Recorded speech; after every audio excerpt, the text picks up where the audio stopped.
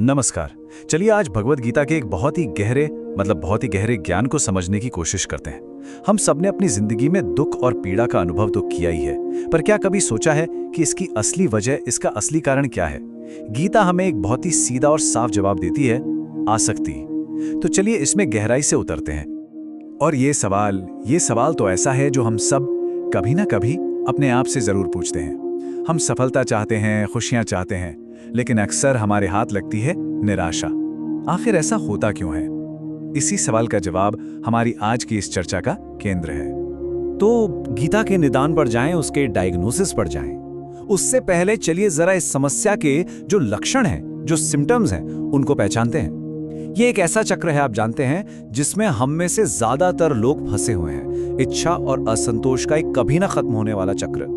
जरा सोचकर देखिए, एक नई नौकरी, एक नया फोन, कोई रिश्ता, हम पूरी शिद्दत से उसे पाना चाहते हैं, और जब वो मिल जाता है कुछ टाइम के लिए तो बहुत खुशी होती है, कमाल लगता है, पर वो खुशी कितनी देर टिकती है? ज्यादा दिन नहीं है ना। जल्द ही हमारा मन किसी और चीज के पीछे भागने लगता है। ये एक अंतहीन दौड़ है जो हमेशा हमें असंतुष्ट और थका हुआ सा छोड़ देती है। तो सवाल ये है कि ये जो अंतहीन दौड़ है, इसका असली कारण क्या है? भगवत गीता के हिसाब से इसका जवाब, इसका डायग्नोसिस सिर्फ एक शब्द में है, आसक्ति। यही वो जड़ है जिससे हमारे सारे दुख पैदा होते हैं। यहाँ ये समझना बहुत जरूरी है कि आसक्ति का मतलब सिर्फ किसी चीज को पसंद करना नहीं है। नहीं, ये उससे कहीं ज्यादा गहरा है। ये एक तरह का चिपकाव है, एक अधिकार की भावना है, एक पॉसेसिवनेस है। जब हमारे मन में ये भाव आता है कि ये मेरा है या इसे तो ऐसा ही होना चाहिए, तो असल में हम आसक्ति के जाल में उलझ रहे होते हैं। ये उम्मीदों का एक बोझ है जो हम खुद पर और दूसरों पर भी डाल देते हैं। और हाँ, यहाँ पर एक बहुत जरूरी फर्क समझना बहुत जरूरी है। गीता हमें भावनाहीन या पत्थर दिल होने के लिए नहीं कहती। वो आसक्ति और प्रेम के बीच का बारीक सा फर्क बताती है। आसक्ति कहती है, मैं तुमसे प्यार करता हूं क्योंकि तुम मुझे खुश करते हो। ये स्वार्थ पर आधारित है। वहीं प्रेम कहता है, मैं तुम्हारी खुशी चाहता हूं, चाहे उसमें मैं शामिल हूं या नहीं। ये निस्वार्थ है, ये करुणा है। गीता सिर्फ कारण बताकर नहीं रुकती, नहीं, बल्कि ये उस पूरी साइकोलॉजिकल प्रोसेस को भी समझाती है जो आसक्ति से शुरू होकर हमारे पतन तक ले जाती है। ये एक चेन रिएक्शन की तरह है। चलिए इसको समझते हैं। सबसे पहले हम किसी चीज के बारे में लगातार सोचते हैं और धीरे धीरे उससे एक लगाव यानी आसक्ति हो जाती है। फिर उस आसक्ति से उसे पाने की एक तीव्र इच्छा, एक डिजायर पैदा होती है।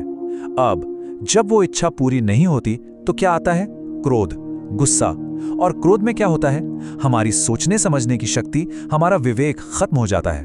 और जब विवेक खत्म हो जाता है तो इंसान का पतन निश्चित है। ये एक फिसलन भरी ढलान है जिस पर एक बार फिसले तो नीचे ही जाते हैं।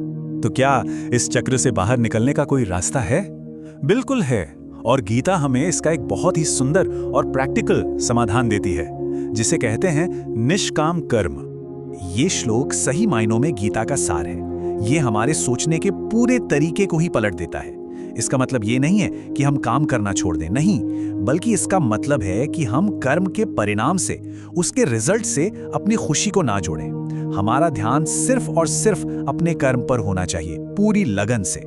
तो निष्काम कर्म का सीधा सीधा मतलब है, काम करो, अपना बेस्ट दो, लेकिन फल की चिंता बिल्कुल मत करो। जब हमारा ध्यान परिणाम से हटकर प्रोसेस पर आ जाता है तो हम एक अलग ही तरह की आजादी महसूस करते हैं। यही तो असली मुक्ति है। ठीक है, ये सब सुनने में तो बहुत अच्छा लगता है, लेकिन इसको अपनी रोजमर्रा की जिंदगी में कैसे उतारें? चलिए देखते हैं कि आज की दुनिया में ये कैसा दिख सकता है। इसे एक सर्जन के एग्जाम्पल से समझते हैं। सोचिए, एक टॉप का सर्जन जब ऑपरेशन कर रहा होता है तो उसका पूरा ध्यान सिर्फ और सिर्फ अपने काम पर होता है। वो इस बात की चिंता नहीं करता कि उसे कितनी प्रसिद्धि मिलेगी या अगर ऑपरेशन फेल हो गया तो क्या होगा।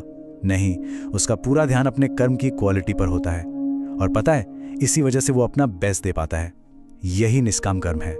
तो जो सबसे जरूरी बात हमें यहाँ याद रखनी है वो ये है कि दुख असल में बाहर की सिचुएशन से उतना नहीं आता जितना हमारे अंदर के इस लगाव से, इस अटैचमेंट से आता है।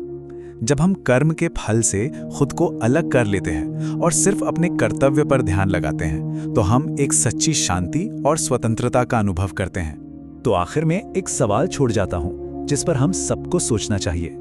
क्या एक्सीलेंस के साथ, उत्कृष्टता के साथ काम करना सच में तब तक संभव है जब तक हमारा मन परिणाम की चिंता में डूबा रहे? जब हम इस बोझ से मुक्त होकर काम करते हैं, तभी शायद हम अपनी पूरी क्षमता को सामने ला पाते हैं। गीता का ये ज्ञान आज भी उतना ही प्रासंगिक है जितना हजारों साल पहले था।